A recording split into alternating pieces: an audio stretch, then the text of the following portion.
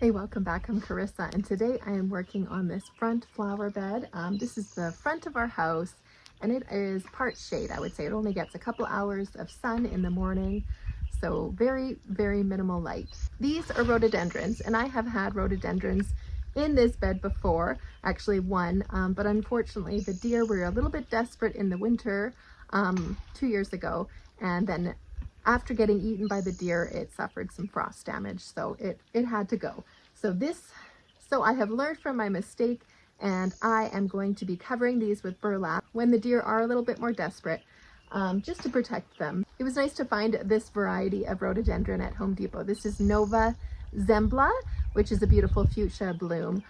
They can withstand up to minus 34 degrees Celsius. Which is perfect because this area is protected, because we can get up to minus 40 sometimes in the winter. I have two of these going in this bed, and they will be at the back of the bed just to add some sort of evergreen interest and some height to this bed, because everything else I have is quite low growing. The other thing I'm adding to the bed is 3 hellebores. I believe they're Helleborus Niger, the Jacob white flower. And they're just very simple and very understated, but a favorite of mine. All right, so I'll be placing these in the bed and then digging them in.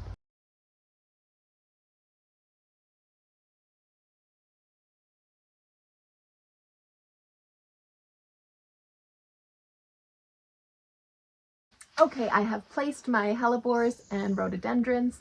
I have one rhododendron under each window, which I think will add some nice height in the back of the bed. But I will show you what I have in this bed already, what I'm working with. Okay, starting at the very left-hand side, we have a pulmonaria. It hasn't bloomed yet, but I am waiting patiently. And then we have a bleeding heart right here. This is I want to say Bergenia. Actually, I'll put the name on the screen. And then we have a blooming hellebore right here. The rain has made the blooms close up a little bit. These are Shasta daisies. They don't seem to last more than a couple years for me. So I'm hoping I get at least one more year out of them. And then I have a feverfew here. This is another hellebore. I forget which type it is, but it's not blooming this year. At least not yet. Here's Lady's Mantle. Another hellebore.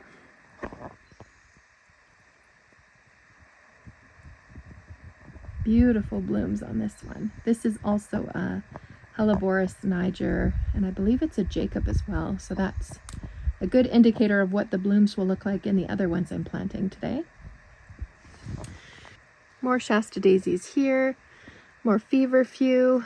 I had creeping thyme here, but I don't see it now. Oh, I just found the tag. So this is Muckgenia Nova Flame. It gets that beautiful burgundy variegation on the leaves. And I think I have more than one of those. Oh yeah, there it is. There's the second one. And then another bleeding heart. This one is massive, if you can see, in contrast to the other one. So there is one, and then this one way over here gets a lot less light, so I'm assuming that is why. But there it is. Another pulmonaria. Again, this one gets more light, so it's already budding up. And then here we have some allium, I believe millennial. And then I have a evergreen. It took a hit this winter with some winter damage. This is a Moon Glow Juniper. And then another bed down here. All right, so let's get to planting.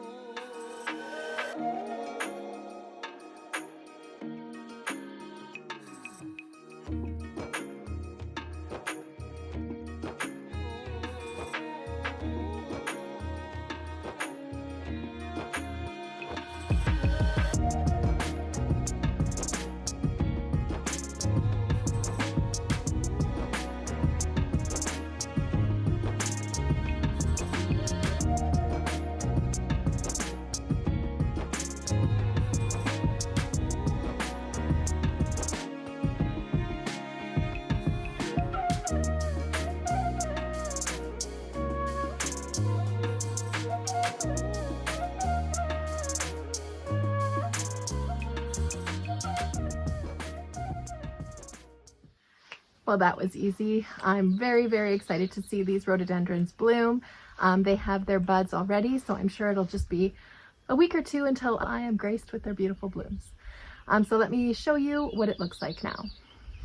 Okay, as you can see, we added a little bit more height to this bed, which is what it needed. So these rhododendrons get to be 5 to 6 feet wide and then 5 to 8 feet tall.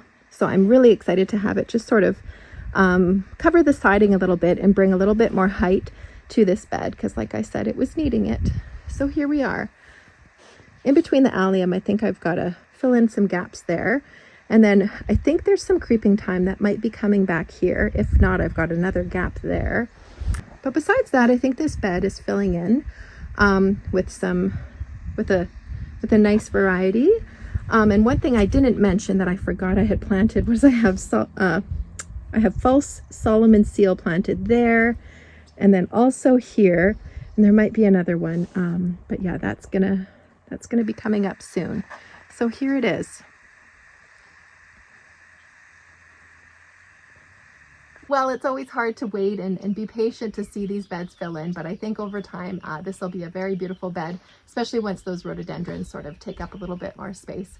Thanks for joining me, and I'll see you next time. Bye.